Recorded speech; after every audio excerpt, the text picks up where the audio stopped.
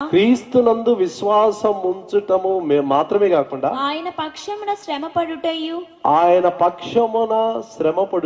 ఆయన పక్షమున మీకు అనుగ్రహింపబడేను. ఇది మీకు అనుగ్రహింపబడిన వరము అంటున్నాడు. విశ్వసించటం వరము, ఆయన కొరకు శ్రమ పడటం కూడా ఒక వరం. అది చాలా మంది దేవుని కొరకు కష్టపడలేరు.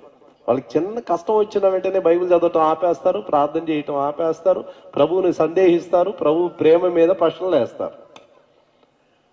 ఆయనను విశ్వసించటం, ఆయన కొరకు శ్రమ పడటం దేవుడు తన బిడ్డలకి ఇచ్చిన వరాలు. ఇది 2 వరాలు. నీకు శ్రమ వస్తుందంటే దానితో ప్రభు చిత్తంలో ఉండి నువ్వు శ్రమ పడుతున్నావు అంటే సంతోషించాల. ఆయన పడిన శ్రమల్లో మనం కొంత పాలిభాగస్తులు అవుతున్నాం అంతే. ఆయన ఎంతో శ్రమ పడ్డాడు నాకు రక్షణ ఇవ్వటానికి. అందులో ఆయన కొరకు నేను పడే కష్టాలు కొంచెం చిన్న భాగం. అది నాకు ఇవ్వబడిన వరం. అది వరము. ఆది అపోస్తులు కష్టాలు, దుఃఖాలు, నిందలు, దెబ్బలు తగిలినప్పుడు వాళ్ళు ఆనందించారంట. అపోస్తుల కార్యములు 5వ అధ్యాయం 41వ వచనం. అపోస్తులకు ఆ నామము కొరకు అవమానము పొందుటకు పాత్రులని ఎంచబడినందున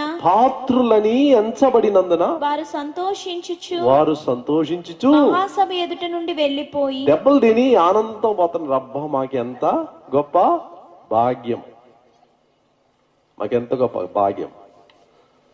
ఫ్రాన్సిస్ ఆఫ్ అసిసి అని ఒక గొప్ప దైవజనుడు ఉండేవాడు, ఫ్రాన్సిస్ అని. ఒకసారి ఆయన శిష్యుల్లో వాక్యం చెప్పడానికి ఒక 10 మంది వెళ్ళారంట ఒక ఊరికి. వెళ్ళినప్పుడు 2 చంపేశారు వాళ్ళు. 8 మంది మాత్రమే తిరిగి వచ్చారు. తిరిగి వచ్చి వాళ్ళు విలపిస్తున్నారు, మేము 10 మంది వెళ్ళాము, 2 చంపేశారు, మేము 8 మంది తిరిగి వచ్చామని. ఆ 10 మంది కలిసి ఒక ప్రశ్న అడిగారంట ఫ్రాన్సిస్ గారు.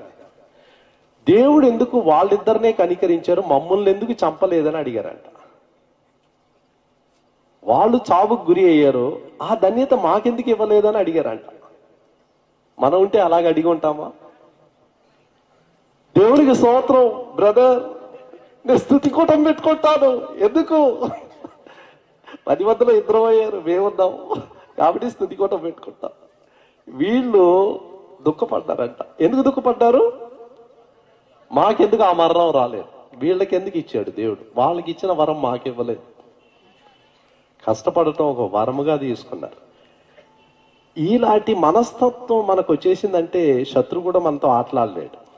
అంటే తెలిసిపోద్ది, వీడిని ముట్టితే వీడు ప్రాణానికి తెగించినోడు, వీడు ప్రభు కొరకే నిలబడతాడు, వీడిని ఏం కదిలించలేను, వాడికి భయం అయిపోద్ది.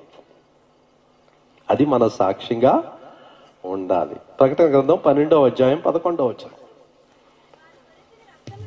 రక్తమును బట్టి తామిచ్చిన సాక్ష్యమును బట్టి వానిని జయించి ఉన్నారు గాని మరణము వరకు తమ ప్రాణములను ప్రేమించిన వారు కారు. వారిని జయించడానికి 3 కారణాలు ఉన్నాయి. మొదటి కారణం గొర్రెపిల్ల రక్తం, 2వ కారణం వారు ఇచ్చిన సాక్ష్యం, 3వ కారణం ఏంటి?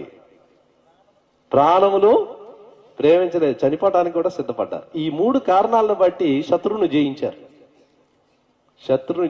ఎప్పుడైతే నన్ను నేను కాపాడుకోవాలి అనే భయం మనలో పుడుతుందో శత్రువునికి ఆహా ఇతన్ని నేను ఓడించచ్చు, సులువుగా ఓడిస్తాడు మనల్ని. స్మరణ సంఘంతో ప్రభు ఒక మాట అన్నాడు. ప్రకటన గ్రంథం 2వ అధ్యాయం 10వ వచనం. మీరు శోధింపబడినట్లు అపవాది మీలో కొందరిని చెరలో వేయబోచున్నాడు. 10 దినములు మీకు శ్రమ కలుగును. మరణం వరకు నమ్మకంగా ఉండుము. మీకు 10 దినాలు శ్రమలు వస్తాయి కాబట్టి మీరు ఇక్కడి నుంచి తప్పించుకొని పోండి అని ప్రభు చెప్పలేదు. మీకు శ్రమలు రాబోతుంది కాబట్టి మిమ్మల్ని నేను కాపాడబోతున్నానని ప్రభు చెప్పలేదు. ఏమంటున్నాడు? మరణం వరకు నమ్మకంగా ఉండుము. నిన్ను నేను మరణంలో నుంచి తప్పించను. మరణం రాబోతుంది, మరణాన్ని ఎదుర్కో, నీకు ఒక మంచి పునరుద్ధానం ఉంటుంది. ఈ మరణం తర్వాత ఒక మంచి పునరుద్ధానం ఉంటుంది నీకు. ఆది అపోస్తులు, ఆది సంఘం వాళ్ళ మనస్తత్వం ఎంత వ్యత్యాసంగా ఉందో చూడండి. ప్రభు కొరకు వాళ్ళు నిలబడ్డారు కాబట్టి ప్రభువును మహిమపరచగలిగారు.